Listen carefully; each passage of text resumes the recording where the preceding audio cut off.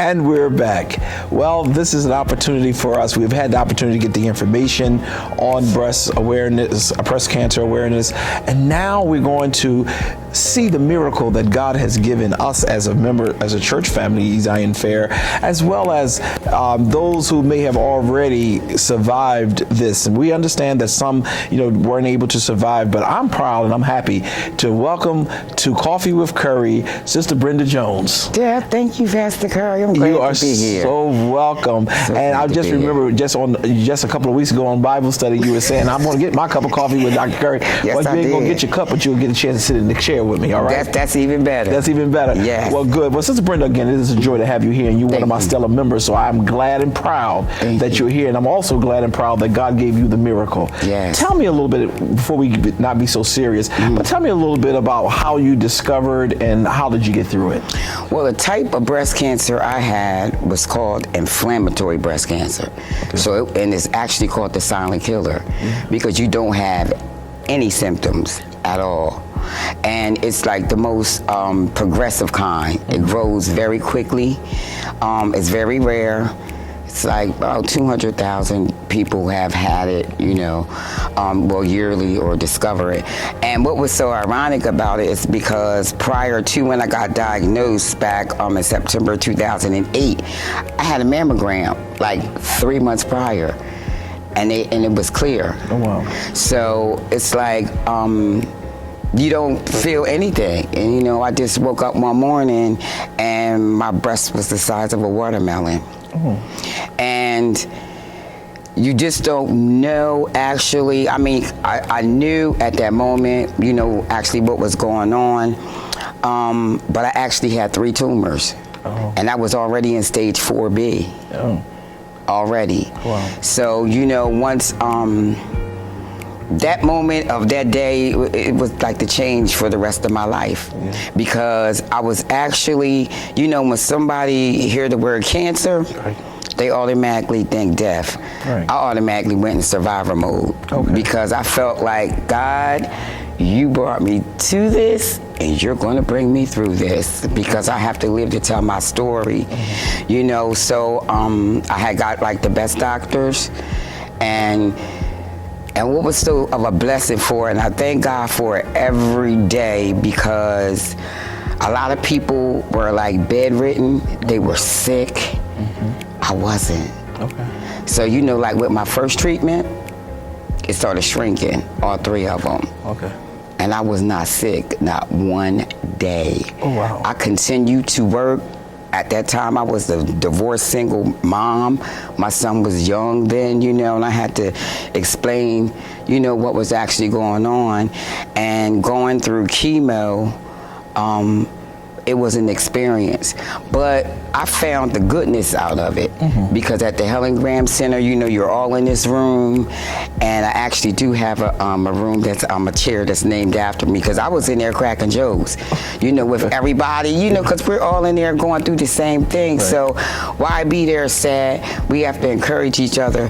So one thing about breast cancer, I know you have to have faith, you have to have courage, yes, and you have to be willing to fight. Right. So I went through that for 18.5 weeks, like 4 times a week. Okay. And it's like an all-day treatment. And I just kept going. I went to work and they were looking at me, the doctors were looking at me. I said, no, that's God, that's not me. And I kept working, and my son seen me, kept fighting. And no one would have known what I was going through not unless I told them. Right.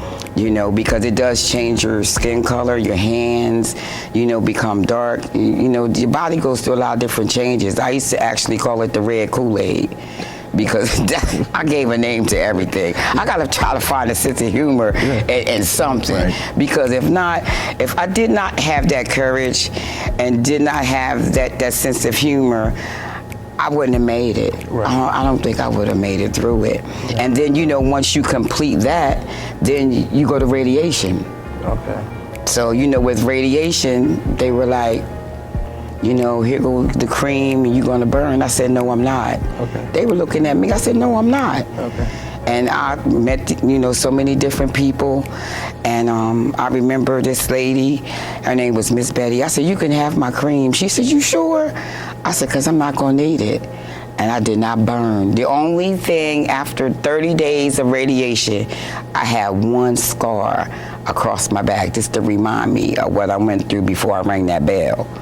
So I was in faith mode, because I said, I'm going to beat this and I'm going to win.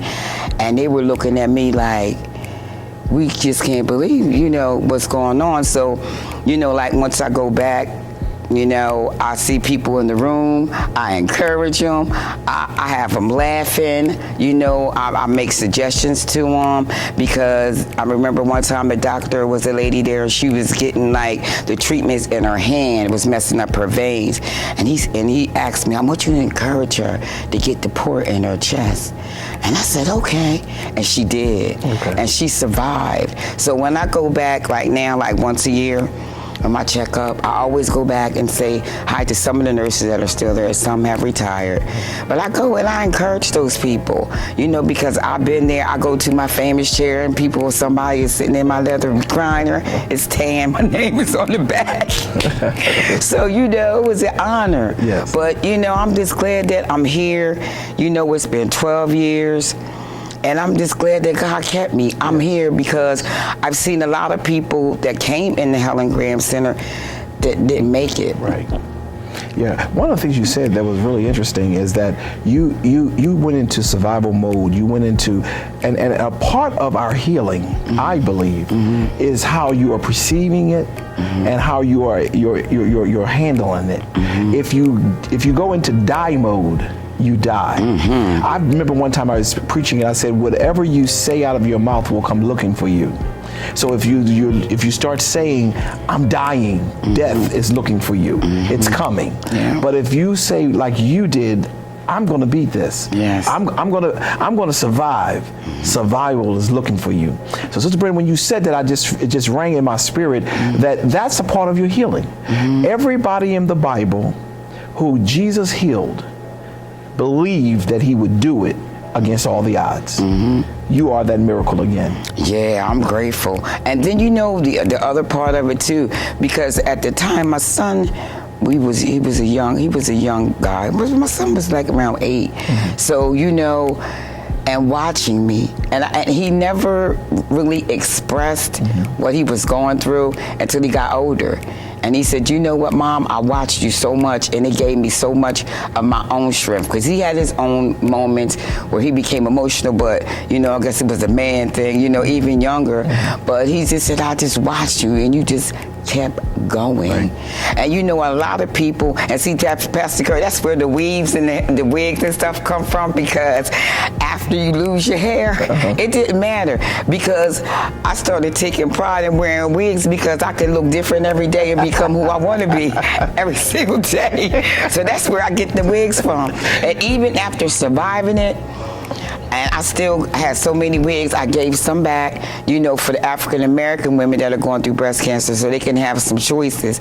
But you know, and I just kept wearing them.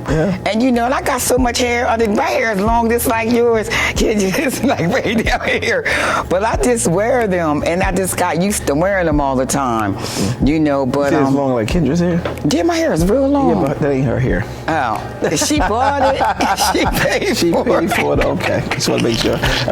Since I have a comedian here, I had to change it up a little bit. Yeah, she paid it's for it. Like Kendra's. No, that's the part she paid for. Go ahead. I'm sorry. Yeah, but that's what happened, because they actually told me, because I know I had just got my hair done before treatment, and they actually said, you know, 10 days after your treatment, all your hair is gonna come out. And it did. And I woke up that morning and it was just like feathers. And it just started coming out. So, you know, at that time, and my sister, I said, get the clippers.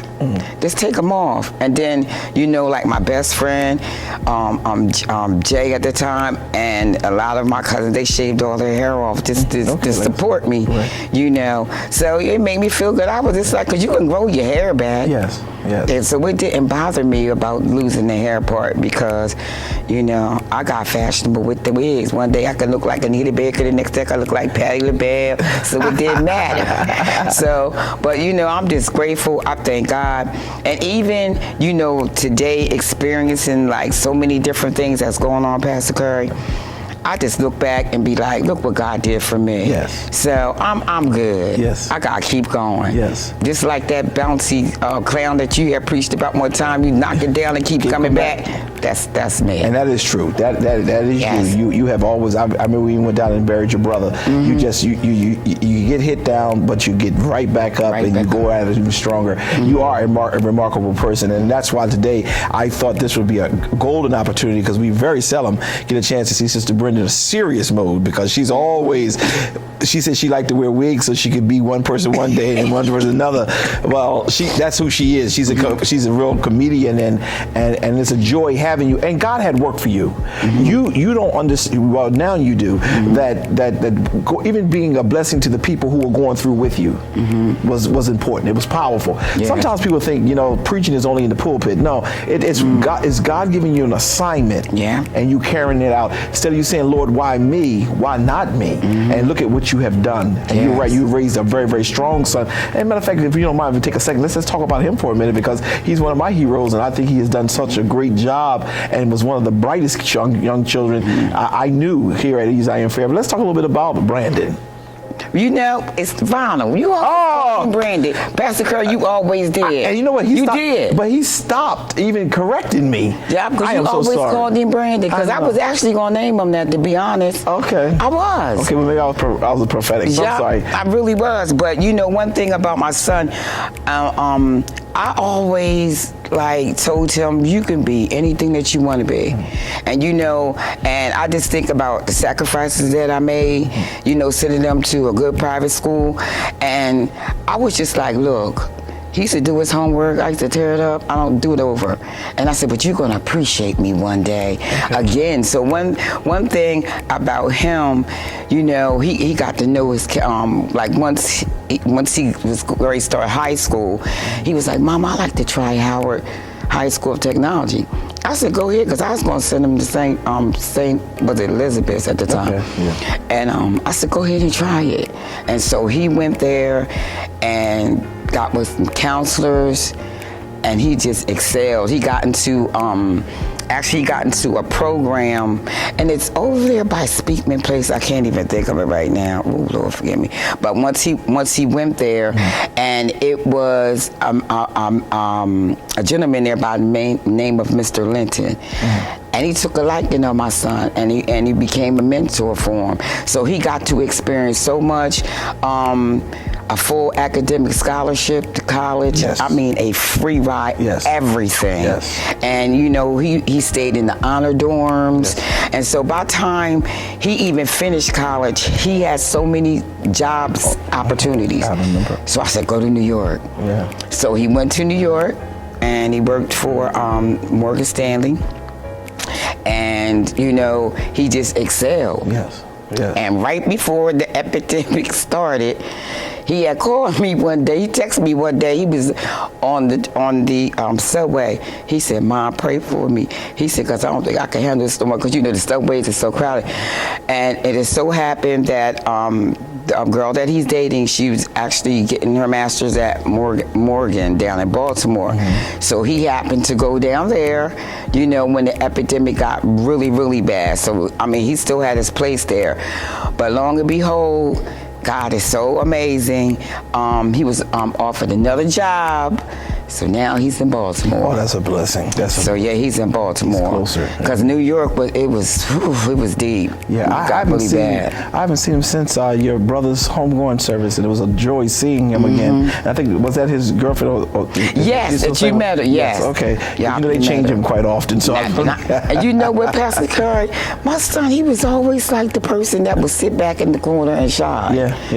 But he said, Mama just didn't want that rejection. Oh. You know what I mean? But he approached her, and they still going. So, awesome. But yeah, he's doing very well. I'm proud of him, and it's a blessing because he didn't give me no trouble in my life. Yeah. you know, it was just all positive things. Yes. You know, so, and I'm very proud of him. I really am. And that you don't have to say, because I know that I can certify that statement, because I know you have been and is very proud of him. So Brenda, did God send Boo yet? Well, Pastor Curry, I just started dating someone. Okay. We're not sure if it's Boo yet, though, right? He might be my Boaz, yeah. Oh, Boaz, yeah, okay. He alright so far. Okay, so far. I like him. He makes me smile. He compliments my smile. Okay. So, you know, that's why I just told Sister Sheila, I said, oh, I know, because I'm getting married in this church, and they redid it. I said, oh, this is going to be really lovely. You got to claim it. You got to claim it, Pastor Curry. You got to speak on it. Yes, sir. Because I'm like, shoot, it's time. It's time. Yeah, it's time. Amen. Okay, well, I hope God you're hearing. It's time. She thinks she got her Boaz. Amen. And I would not, before I even tell you to go back serious, let's stay in that joking mode for a second. Is there any kind of laughter you can give us from? And the Bible says that laughter is good medicine for the soul. So I believe she probably cracked herself up even during this storm and helping others. So is there anything running across your head you might want to share with me real quick? What, a real quick one? It's up to you. Okay, I got a quick one. Okay. It was a guy, and he was on the boat with these 3 men. So they was out fishing. So the older man on the boat, he said, oh, I have to go back to shore because I forgot to get the bait for us to go fishing. So he gets out the boat and he walks on the water, goes and get the bait, and comes back to the boat. Then the second gentleman that was on the boat, he said, oh man, you forgot to get the other rod so we can go fishing. So the man gets out the boat, walks on the water, come back to the shore, gets the rod, and comes back to the boat. So the little young man is sitting up there, and he was just so amazed, watching these men walk on the water, get out the boat. So the young guy said, well, I guess I can go back to shore and go and get my snacks. So he gets out the boat and he started drowning. So the older men said, son, he said, why did you, he said, well, how did y'all get back and walk on the water? And the man said, well, if you would have asked us, we would have told you where the rocks was. Oh, something like that. He didn't know where the rocks were. He didn't know where the rocks were. That's all. He almost drowned. Good job. Well, thank you so much. But Brenda, thank you. It's been a privilege and a pleasure having you with me today. And you are always going to be our favorite girl here at the Zion Fair. And I'm praying that God will bless you with this new gentleman that you're seeing, you're dating now. God will continue to bless your son and his life. But is there anything you would like to say to your Zion Fair family or those who are in our viewership? Well, I would like, and also a special God bless you to Sister Tina Pratchett, which is my family. It was just so great seeing what she actually went through and still surviving it, you know. And one thing I've also learned too, and I also met that men that had breast cancer, and people think men can't get it either. But to my Zion Fair Church family, I miss y'all so much. I can't wait to be back in the sanctuary again. And for those who are out there and you're going through this, just stay prayed up and have faith and fight for everything that you have. And you can win. Look at me, 12 years, I was already in stage 4B. And according to medical record, stage 4B is like, you know, so be encouraged, keep the faith, and fight, and you will win. You will win. Yes. You will win. And you are a living witness to that, right? I'm a witness, and you will win. Amen. Sister Brenda, hand me those things that are over there on the couch, because before we close out our segment with you, I want to share with the saints what we're going to be giving them on today when they are here for Sunday service. We have some stuff we want to give out. We're going to be celebrating here at Zion Fair Breast Cancer Awareness Month. There's some literature that the association gave out, but we're going to give out hot pink face mask. This will be given to all the saints who arrive on Sunday, as well as we have a lollipop, something sweet. We have a wristband that says faith and courage, that is pink. And we also have the cheerleader, I don't know what you call this, but the pom-pom. Thank you. It's the pom-pom, because we're the fun church. We're not so serious that we miss God. We make sure that God is a part of all that we do. So we just gonna have a lot of fun. I will be preaching on Sunday morning, and I hope that you will come and join us. This is going to be a great opportunity. It has been a joy having Sister Brenda, having Miss Kelly with us today. It has been a great show, and I pray that you enjoyed it. And I pray that you, brothers, get checked as well. Miss Kelly has already shared with us that we can get it too. Yes. So if you feel that something is not right, talk to your doctor and let your doctor give you the appropriate diagnosis. As well as to our sisters, get your mammograms every year. And even if you don't believe you can get it, you can. Yes. And thank God for Sister Brenda, who God has spared her life, gave her an opportunity. She was not in a good position when she discovered she had it, but thanks be to God who has given her victory. So I say thanks to all of you who are watching today, and I pray that God will continue to bless you. God bless you.